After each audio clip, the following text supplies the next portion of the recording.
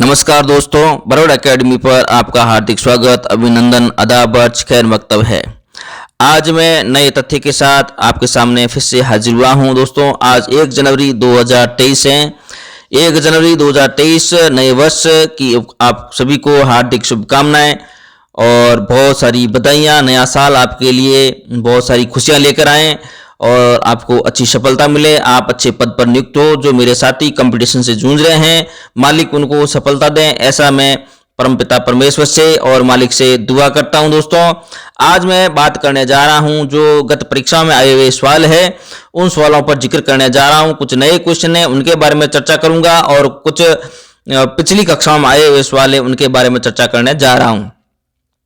देखिए दोस्तों, बरौड़ एकेडमी पर हिंदी साहित्य का इतिहास संचालित है और उसके साथ में मैंने राजस्थान जीके शुरू किया है। अभी रीट मुख्य परीक्षा होने की वजह से जो फरवरी में आयोजित होनी है, तो आप राजस्थान जीके को पढ़ें और मैं वो प्रश्न लेके आता हूं जो फैक्ट तथ्य है और जो पिछली परीक्षा में आए हुए क्वेश्चन है या फिर नए प्रश्न बन रहे हैं, उनको लेकर मैं आता हूं। बहुत ही अच्छे सार गर्भित है और आपको सफलता दिलाने में आपका अच्छा सहयोग करेंगे।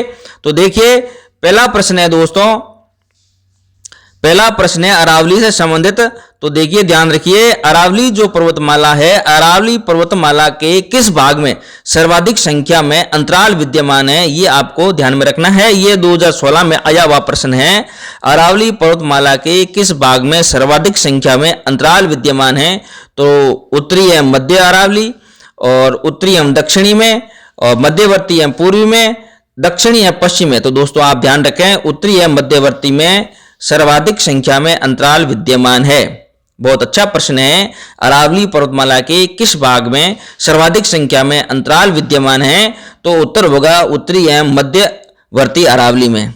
दूसरा प्रश्न है दोस्तों, राजस्थान भू क्षेत्र में अरावली की कुल लंबाई कितनी है? अब प्रश्न बड़ा कंफ्यूज करने वाला है और यह कई बार परीक्षा में आया हुआ है। लेटेस्ट अभी 2016 पशुधन सहायक में आया है और उससे पहले भी कई बार आया है।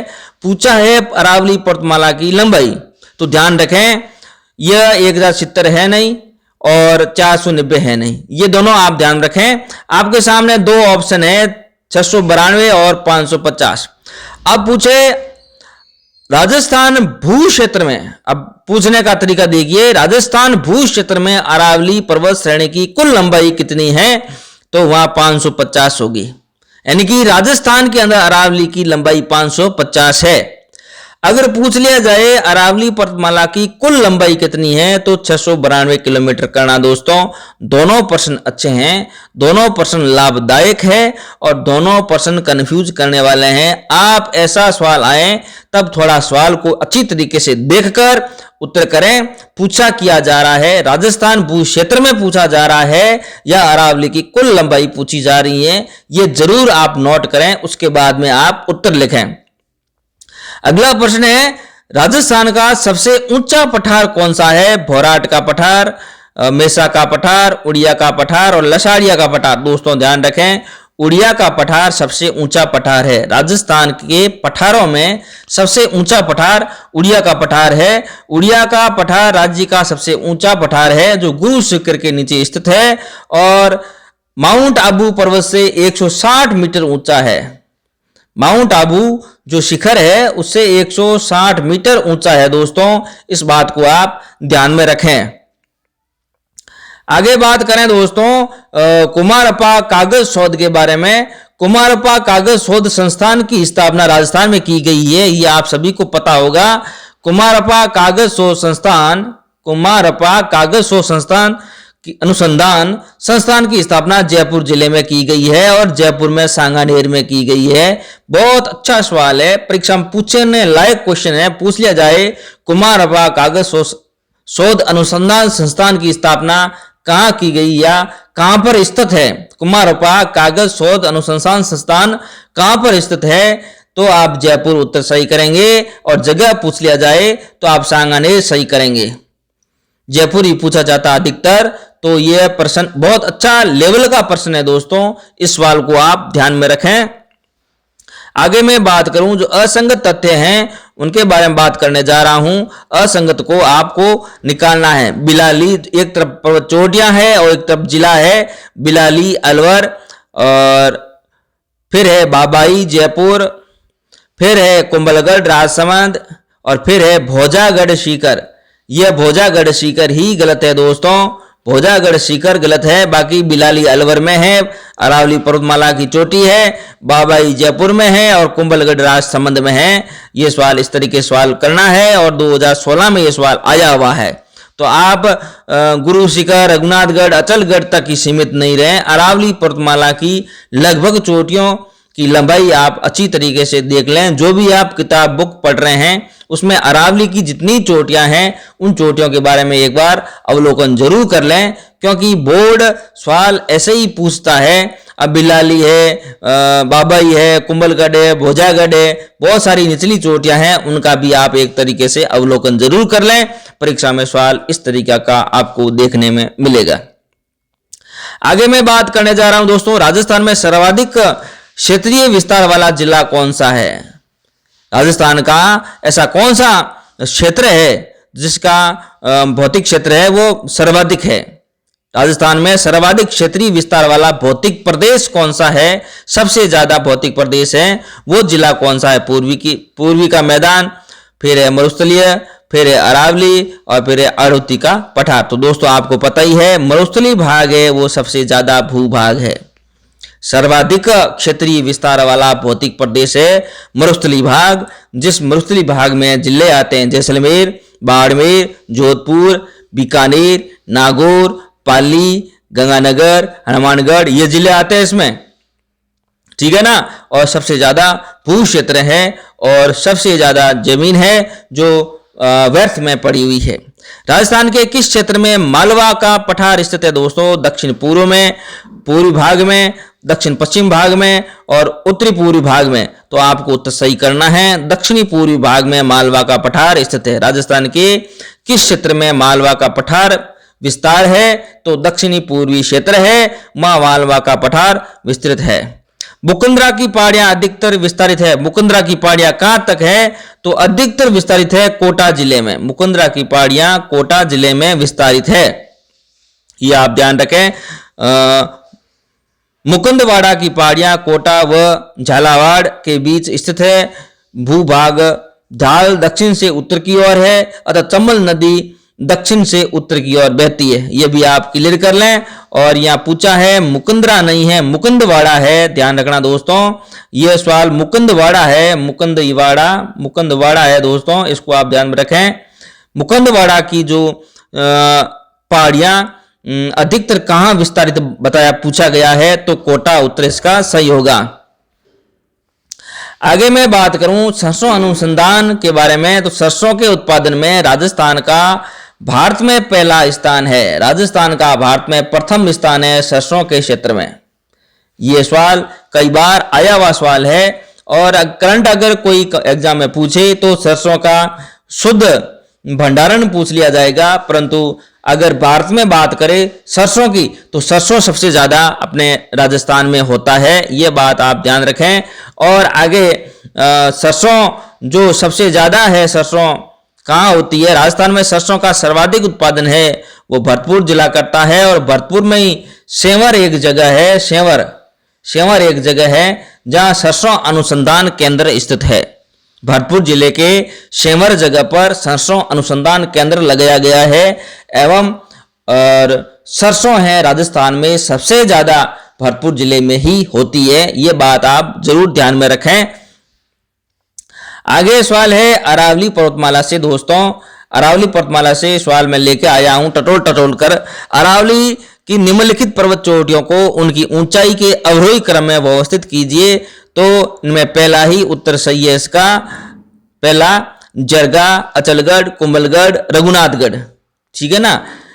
पहला ही उत्तर इसका सही है, आप ध्यान रखें। जरगा की ऊंचाई है वो 1431 मीटर है, आपके सामने लिखी हुई है जरगा की। अचलगढ़ की ऊंचाई है 1380 किलोमीटर, कुंभलगढ़ की 1224 मीटर और सॉरी सब मीटर है, और रघुनाथगढ़ की है 1055 मीटर। यह मीटर में दी गई है और इसका अवरोही क्रम बनाया गया है। तो जरगा, अचलगढ़, कुंभलगढ़, रघुनाथगढ़ उत्तर सही होगा। अच्छा सवाल है, मैंने पहले ही बताया, अब और बता रहा हूं। अरावली पर्वतमाला की जितनी भी चोटियां हैं उनकी ऊंचाई सहित उनका नाम आपको रटना पड़ेगा।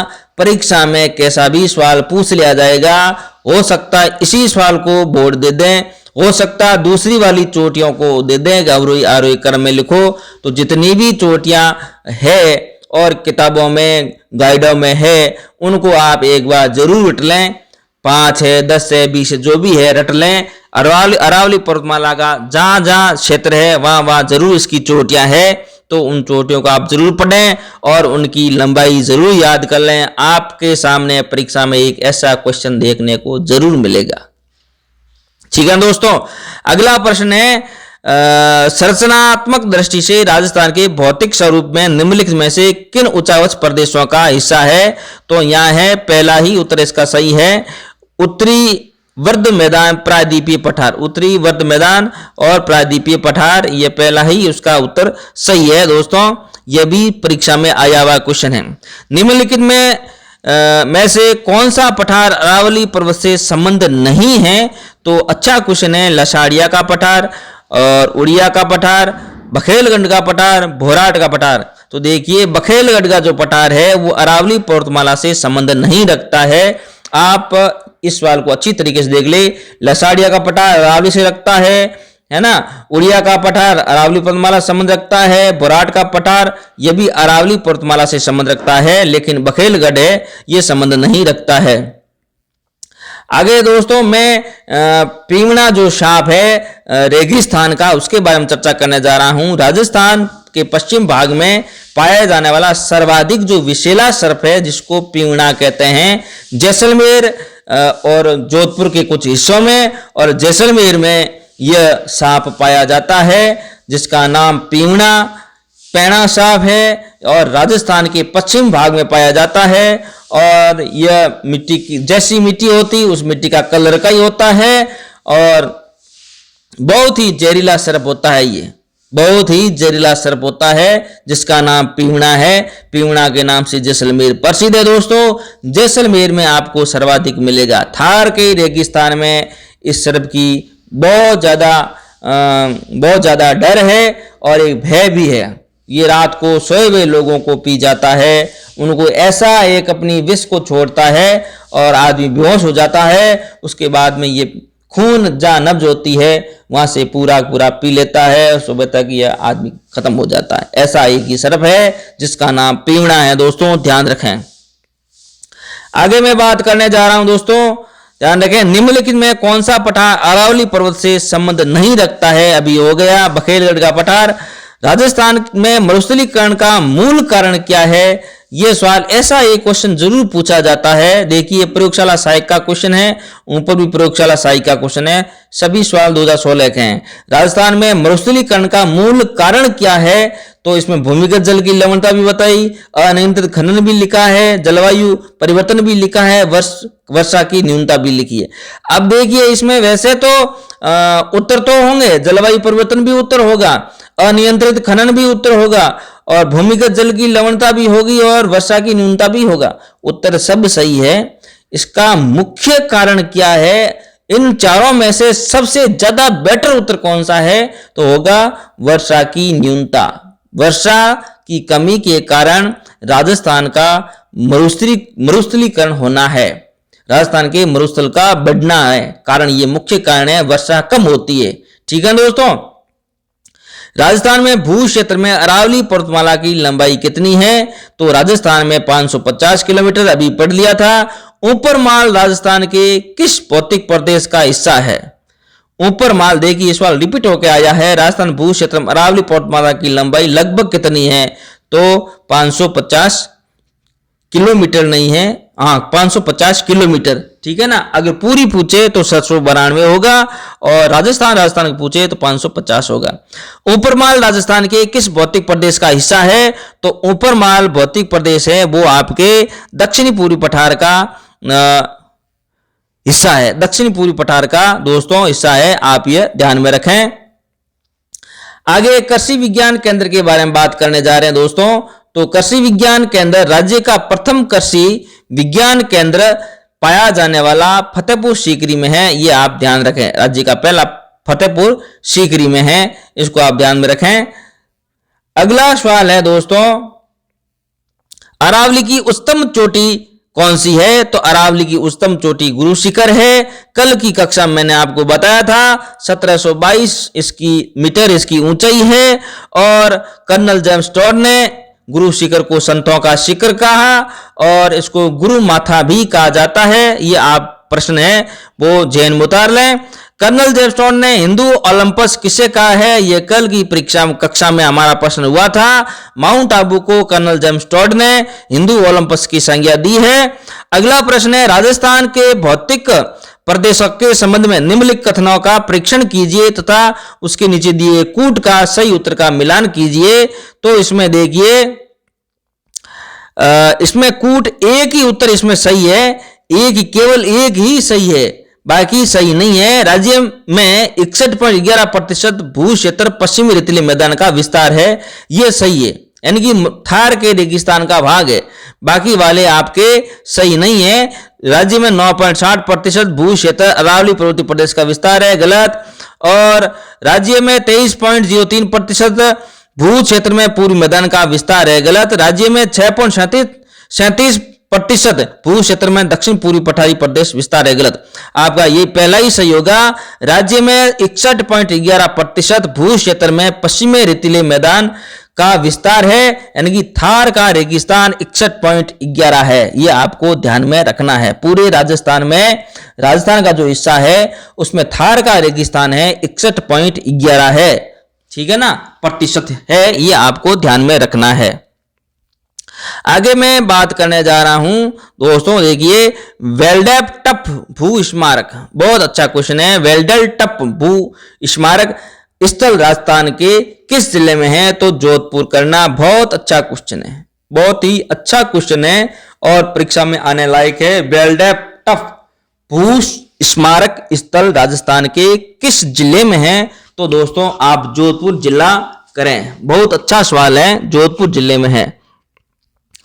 आगे मैं बात करने जा रहा हूं दोस्तों, राजस्थान के भौतिक स्वरूपों के संबंध में निम्नलिखित में कौन सा या कौन से कथन सत्य हैं? नीचे दिए गए कूट है। हाड़ौती पठार पश्चिमोत्तर के मुख्य सीमा भ्रंश द्वारा अंकित है। फिर है पश्चिमी रेतीले मैदान का 41.50% क्षेत्र बालू का स्तूप मुक्त क्षेत्र है। फिर आपके सामने है संरचनात्मक दृष्टि से राजस्थान के भौतिक स्वरूप भारत के उत्तरी वृत्त मैदान और प्रायद्वीपीय पठार का हिस्सा है, और अरावली वर्तमान में अवशिष्ट स्वरूप पर्वतों के रूप में उपलब्ध है। तो इसमें दोस्तों आपके 2 और 3 4 नंबर सही होगा। देखिए ये 2 नंबर सही है। पश्चिमी रेतीले मैदान का 41.50% क्षेत्र बालू का स्तूप मुक्त है, जो कल की कक्षा में भी इनके बारे में जिक्र किया गया। जो पश्चिमी रेतीला मैदान है उनका जो बालू का स्तूप मुक्त प्रदेश है उनका प्रतिशत है 41.50। फिर 3 नंबर सही है। संरचनात्मक दृष्टि से राजस्थान के भौतिक स्वरूप भारत के उत्तरी वृत्त मैदान और प्रायद्वीपीय पठार का हिस्सा है, ये देखिए सही है। और चौथा सही है, अरावली वर्तमान में अवशिष्ट पर्वतों के रूप में उपलब्ध है, अवशिष्ट पर्वतों के रूप में उपलब्ध है, ठीक है ना, ये बात आप ध्यान में रखें।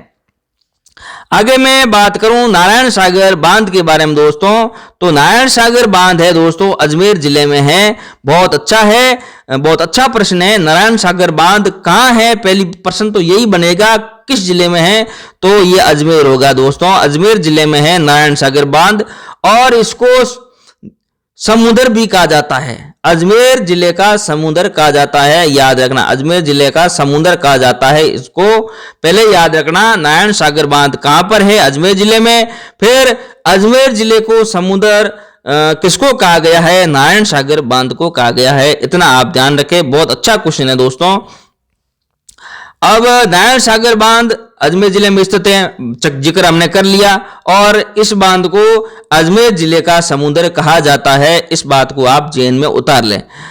अगला प्रश्न है दोस्तों, देखिए, राजस्थान के धरातलीय स्वरूप के संबंध में निम्नलिखित में कौन सा कथन गलत है? ये लाइब्रेरियन 2016 का प्रश्न है। पश्चिमी बालू का मैदान टैथिस सागर के अवशेष है, और इसमें पूछा गया है, इसमें पूछा है कौन सा जो तथ्य है गलत है। राजस्थान के धरातलीय स्वरूपों के संबंध में निम्नलिखित में से कौन सा कथन गलत है? पश्चिमी बालू का मैदान टैथिस सागर का अवशेष है, ये तो सही है। दक्षिणी पूर्व पठार गोंडवाना लैंड का विस्तारित भाग है, यह भी सही है। अरावली एक वलित पर्वतमाला है, यह भी सही है। उत्तर पूर्वी मैदान सिंधु नदी द्वारा निर्मित मैदान के भाग है, यह दोस्तों उत्तर गलत है, यह गलत है। तो इसमें गलत यह होगा चौथा, उत्तर पूर्वी मैदान सिंधु नदी द्वारा निर्मित मैदान है, यह गलत है दोस्तों। बहुत अच्छा सवाल पूछा गया है, इसको आप जेन में उतार लें। आगे मैं बात करूं, राज्य का पहला सौर ऊर्जा पर आधारित रेफ्रिजरेटर जैसलमेर के जवाहर चिकित्सा में लगाया गया है, जो अच्छा क्वेश्चन है। राज्य का पहला सौर ऊर्जा पर आधारित रेफ्रिजरेटर जैसलमेर के जवाहर चिकित्सा में लगाया गया, जो बहुत ही महत्वपूर्ण है दोस्तों। आगे मैं बात करने जा रहा हूं भौतिक प्रदेश से। क्वेश्चन है, राजस्थान का मरुस्थल विश्व के इन्हीं अक्षांशों में स्थित है।